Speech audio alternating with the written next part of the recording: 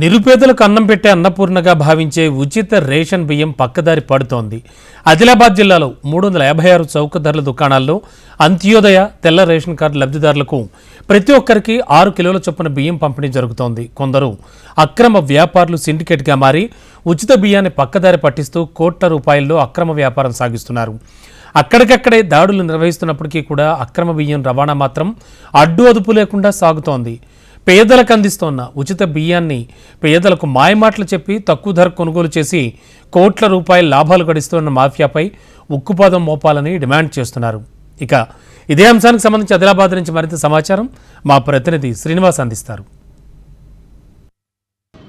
వందల కోట్ల రూపాయల నిధులతో పేదలకు అన్నం పెట్టాలనే ప్రధాన లక్ష్యంతో ప్రభుత్వాలు ఉచిత బియ్యం పంపిణీ రేషన్ కార్డులకు లబ్ధిదారులకు అందిస్తుందో ఇవన్నీ కూడా పూర్తిగా పక్కదారి పడుతున్నట్టుగా తెలుస్తుంది.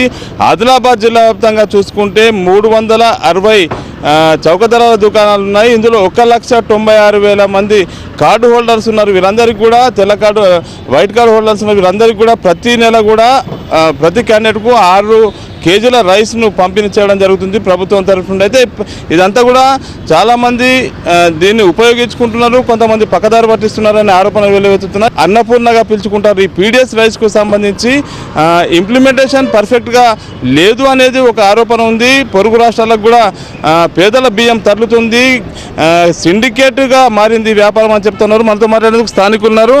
పీడిఎస్ రైస్ అనేది కేవలము పేదలకు అన్నం పెట్టాలనే ఒక లక్ష్యంతో ఇంప్లిమెంట్ చేస్తూ ఉన్నారు. ఇది ఇంప్లిమెంటేషన్ పర్ఫెక్ట్ అవుతుందా, ఏమనుకుంటున్నారు మీరు?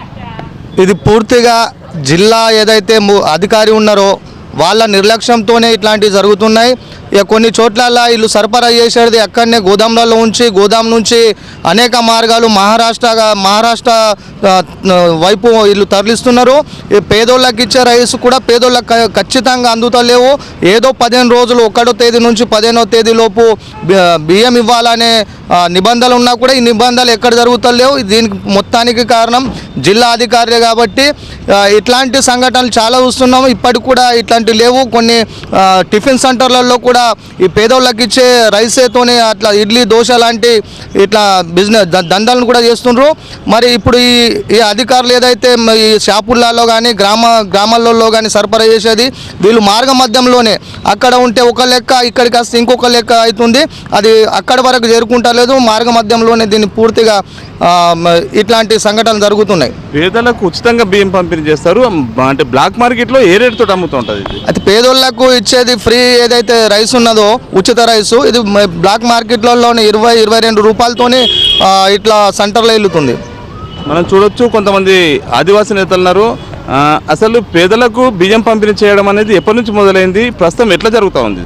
ఏదైతే గతంలో తెలుగుదేశం ప్రభుత్వం హయాంలో ఎన్టీ రామారావు ముఖ్యమంత్రి గారు బడుగు బలహీన వర్గాల కోసం, వెనుకబడ్డ తెగల కోసం తిండి తిప్పలు లేనటువంటి వారు ఉన్నారు. కాబట్టి పెద్ద మనసుతో ఆలోచన చేసి ఆ రోజు 2 రూపాయల కిలో చొప్పున బియ్యాన్ని సరఫరా చేస్తూ తర్వాత వెనుకబడ్డ ఏజెన్సీ ప్రాంతాలలో ఉన్నటువంటి ఆదివాసులకు బిల్కుల్ అన్నం కూడా దొరకని పరిస్థితి ఉంటుంది. కాబట్టి దాన్ని ఫ్రీగా ఇవ్వాలన్నట్టు కూడా ప్రభుత్వాలు నిర్ణయం తీసుకొని ఆ రోజు నుంచి ఈ రోజు వరకు కూడా ఇవాళ పేద ప్రజలకు అందిస్తున్నటువంటి ఏదైతే మన డీలర్ షాపుల నుంచి సరఫరా అవుతున్నటువంటి బియ్యం ఉందో ఆ బియ్యము రోజు రోజుకు ఇవాళ హోటళ్ళల్లో మరి సప్లై అవుతుండటం, మరి పక్క రాష్ట్రాలు ఉన్నటువంటి మహారాష్ట్రలో ఈరోజు బియ్యం దొరకకపోవడం, దీన్ని మన తెలంగాణ రాష్ట్రం నుంచి మహారాష్ట్ర దిక్కు సరఫరా చేయడం, ఇది ఢిల్లాల ద్వారానే కుట్రలు జరుగుతున్నాయి.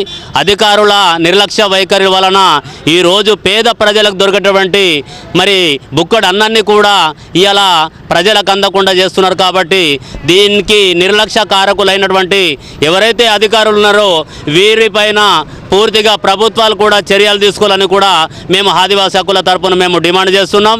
ఎందుకంటే గతంలో మేము 2 రూపాయల కిలో బియ్యం అంటే ఇవాళ ఆదివాసులకు పీటీజీ ప్రిమిటివ్ ట్రైబల్ గ్రూప్ అన్నటువంటి తెగలకు ఈరోజు అంత్యోదయ కార్డుని ఏర్పాటు చేసి వారికి మరి 20 నుంచి 35 కిలోల బియ్యము ఇద్దరున్నా ముగ్గురున్నా వాళ్ళకు అందించేవారు.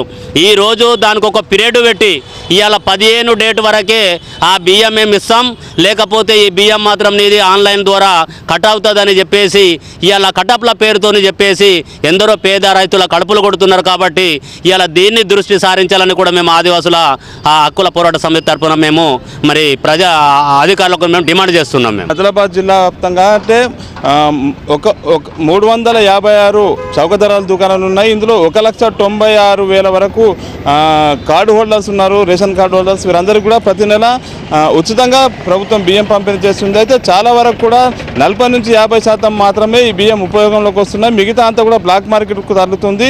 ఖచ్చితంగా ఆదిలాబాద్కు సరిహద్దున, ఉమ్మడి ఆదిలాబాద్ జిల్లాకు సరిహద్దున 3 దిక్కుల కూడా మహారాష్ట్ర ఉంది. ప్రతినిత్యం కూడా వందలాది కుంటల బియ్యం అక్రమంగా తరలుతున్నప్పటికీ కూడా అధికారులు స్పందించకపోవడం, అడ్డు అదుపు లేకుండా సాగుతున్న వ్యవహారంపై ఉక్కుపాదం మోపాలని చెప్పి స్థానికులు పేర్కొన్న పరిస్థితి. Srinivas, HN TV, Adilabad.